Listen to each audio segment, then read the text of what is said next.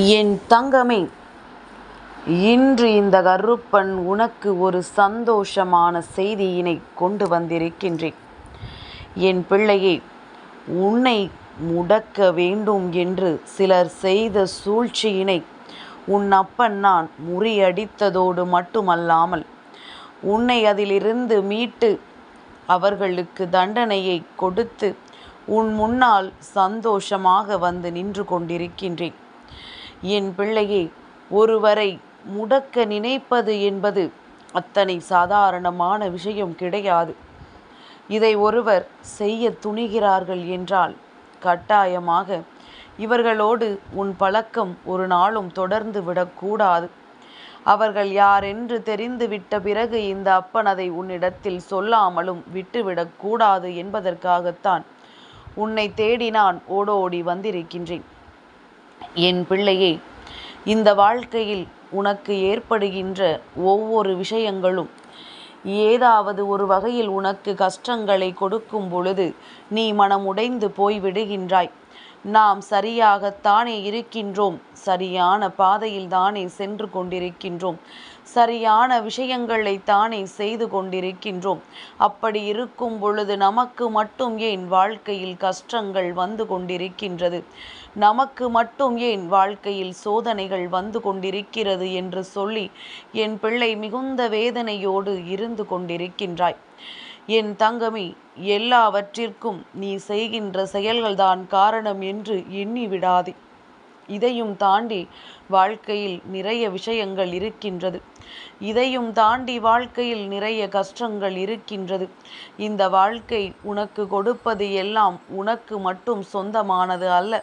உன்னை சுற்றி இருக்கின்ற சில மனிதர்கள், உன்னை வாழவிடக்கூடாது என்று நினைக்கின்ற மனிதர்கள் சிலர் உருவாக்குகின்ற சூழல்களும் உன்னை மிகுந்த அளவில் காயப்படுத்துகின்றது. என் தங்கமே, இந்த கருப்பன் இன்று சொல்ல வந்த விஷயத்தை நீ கவனமாக கேள்.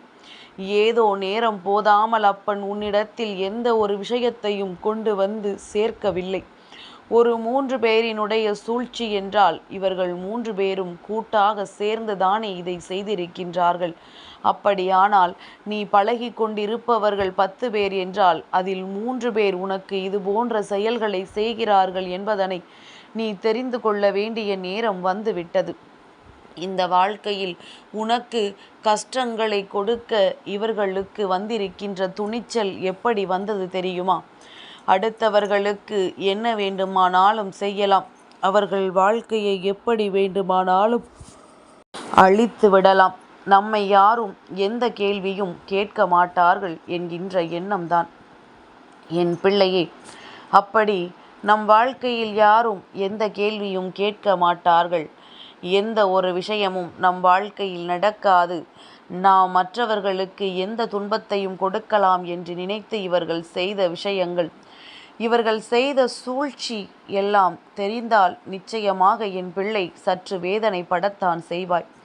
நீ வேதனைப்பட்டாலும் பரவாயில்லை, இதுவெல்லாம் தெரிந்து கொள்ளாமல் ஒரு நாளும் இருக்கக்கூடாது.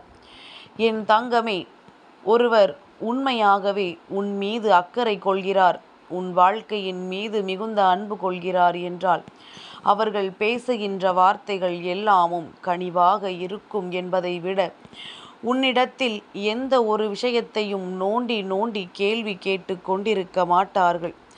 உன்னுடைய அமைதியை கண்டும் உன் முகவாட்டத்தையும் கண்டும் சட்டென்று உனக்கு ஆறுதலைத்தான் சொல்வார்களே தவிர ஒரு பொழுதும் உன் வாழ்க்கையில் என்ன நடக்கின்றது, ஏது நடக்கின்றது, யார் என்ன செய்தார்கள், எப்படி செய்தார்கள் என்று துருவி துருவி கேட்க மாட்டார்கள். அப்படி இந்த வாழ்க்கையில் உனக்கிருக்கின்ற பிரச்சனைகளை எல்லாம் என் பிள்ளை நீ தெளிவாக தெரிந்து கொள்ள வேண்டிய நேரம் இப்பொழுது வந்திருக்கின்றது. சுற்றி இருக்கின்ற சில உறவுகளை பற்றியும் என் பிள்ளை புரிந்து கொண்ட வேண்டிய காலம் வந்துவிட்டது. உன் வாழ்க்கையில் யார் உனக்கு என்ன கஷ்டங்களை கொடுக்கிறார்கள் என்று தெரியாமல் தான் இத்தனை நாளும் நீ வாழ்ந்து கொண்டிருக்கின்றாய். உன்னை சுற்றி வருகின்ற ஒவ்வொரு சூழ்ச்சிகளும் என்ன செய்து கொண்டிருக்கிறது, உனக்கு இது போன்ற காரியத்தை செய்வதற்கு இவர்களுக்கு எப்படி மனது வந்தது என்பதனை கட்டாயமாக நீ தெரிந்து கொள்ள வேண்டிய நேரம் இப்பொழுது வந்துவிட்டது. யார் நினைத்தாலும் இங்கு உன் வாழ்க்கையில் எதையும் செய்துவிட முடியும் என்று எண்ணியது தவறல்லவா? இந்த கருப்பன் நான் இருக்கும் பொழுது இவர்கள் இது போன்ற எண்ணத்தை எப்படி தனக்குள் கொண்டார்கள்?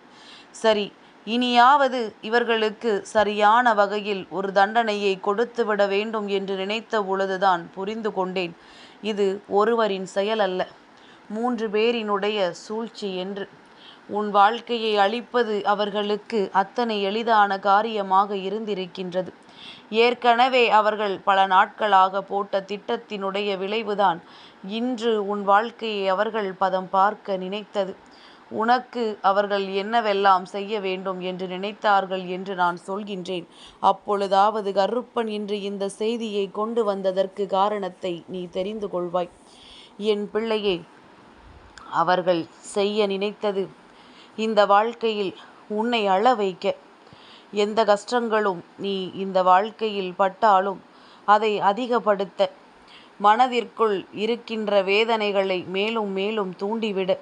அதாவது நீ ஒரு கஷ்டத்தை மறந்து நின்றால் கூட அதையே மீண்டும் மீண்டும் உனக்கு ஞாபகப்படுத்தி உன்னை கண்ணீர் சிந்த வைப்பதையே அவர்களினுடைய முக்கியமான குறிக்கோளாக அவர்கள் கொண்டிருக்கின்றார்கள் என்பதுதான் உண்மை. நீயும் அடுத்தவர்களின் பேச்சை கேட்டு அவர்கள் நமக்கு நல்லதுதான் சொல்கிறார்கள் என்பது போல எண்ணி சொல்லும் பொழுதெல்லாம் கண்ணீர் வடித்து கொண்டிருக்கின்றாய். உனக்கு புரியவில்லை, நாம் மறக்க நினைக்கின்ற விஷயத்தை இவர்கள் மேலும் மேலும் நமக்கு ஞாபகப்படுத்தி கொண்டிருக்கிறார்கள் என்று. நீ செய்த தவறையே அவர்கள் குடும்பத்தில் யாரும் செய்தால் அதை பெரிதாக கண்டுகொள்வதில்லை. ஆனால் அதுவே நீ செய்யும் பொழுது அதை ஊர் முழுக்க தம்பட்டம் அடித்து விடுகின்றார்கள். எல்லோரிடத்திலும் சொல்லி தீர்த்து விடுகின்றார்கள். இப்பேற்பட்ட ஒரு வாழ்க்கை, இப்பேற்பட்ட ஒரு சூழ்நிலையை உனக்கு உருவாக்கி கொடுத்த இவர்கள் இப்பொழுது என்ன நிலையில் இருக்கிறார்கள் என்பதனை நீ தெரிந்து கொள்ள வேண்டும். இவர்களின் சூழ்ச்சியை இந்த கருப்பன் எப்படி முறியடித்தேன் என்று உனக்கு முதலில் சொல்கின்றேன். என் பிள்ளையே, இவர்கள் முதலில் என்ன நினைத்தார்கள் தெரியுமா? முதலில் இந்த 3 பேரும் உடன் பிறந்தவர்கள் என்பதனை தெரிந்து கொள். உன்னுடைய குடும்பத்தில் இருக்கின்றவர்கள்தான் 3 பேரும் உடன் பிறந்தவர்கள். நல்ல பிள்ளை போல நடித்து நாடகம் ஆடுகின்றவர்கள். இதில் 2 பேர் பெண்கள், ஒருவர் ஆண்.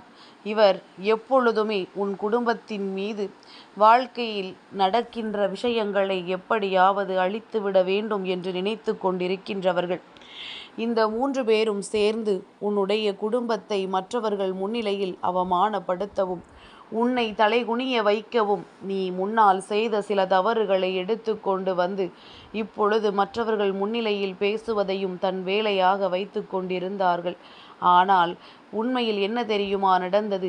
உன் குடும்பத்தில் இருக்கின்றவர்களை அவமானப்படுத்த நினைத்து இவர்கள் செய்த காரியம் இன்று அவர்கள் குடும்பம் அவமானப்பட்டு நிற்கின்றது. அவர்கள் குடும்பத்தில் இருக்கின்ற குழந்தைகள் எல்லாம் செய்த தவறுகள் வெளியில் வந்து அவர்கள் அங்கே அவமானப்பட்டு நிற்கின்றார்கள் என்பதுதான் உண்மை. இந்த கருப்பன் இதற்கெல்லாம் ஒரு சூழ்நிலையை உருவாக்கி கொடுத்து விட்டேன். நீ அடுத்தவர்களுக்கு செய்ய நினைப்பது உனக்கு திரும்பி வர வேண்டுமல்லவா? மற்றவர்களின் வாழ்க்கையை அழிக்க நினைப்பது உனக்கு வந்தால்தானே தெரியும். நாம் இன்னொருவருக்கு செய்ய நினைத்த கஷ்டங்கள், இன்னொருவருக்கு நாம் செய்ய நினைத்த விஷயங்கள் எல்லாம் எவ்வளவு தவறானது என்று அதைத்தான் அவர்களுக்கு உணர்த்தியாயிற்று. என் பிள்ளையே, இதற்கு மேலும் வேதனைப்படவோ ஒன்றுமில்லை. அவர்கள் செய்த தவறுக்கான தண்டனை அவர்களுக்கே சென்று சேர்ந்தாயிற்று. உன்னை அவமானப்படுத்த நினைத்து இன்று அவர்கள் அவமானப்பட்டு நிற்கின்றார்கள். உன் குடும்பத்தை நடுத்தெருவிற்கு இழுத்து வர நினைத்து இன்று அவர்கள் குடும்பம் நடுத்தெருவில் நிற்கின்றது. அவர்கள் செய்த சூழ்ச்சியை அவர்களுக்கே திருப்பி விடப்பட்டு விட்டது என்பதனை புரிந்து கொள். என் பிள்ளையே, எதற்காகவும் வருந்தாதே. இதுபோல எத்தனை சூழ்ச்சிகள் உன் வாழ்க்கையில் வந்தாலும் அதை முறியடிக்க வேண்டிய கடமை என்னுடையது.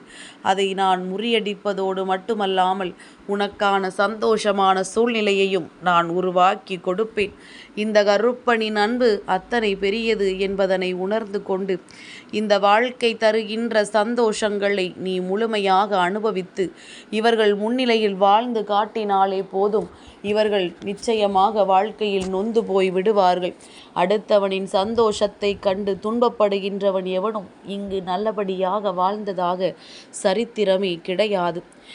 என் தங்கமே, இந்த கருப்பனின் ஆசீர்வாதங்கள் என்றென்றைக்கும் உனக்கு முழுமையாக கிடைத்து கொண்டே இருக்கும்.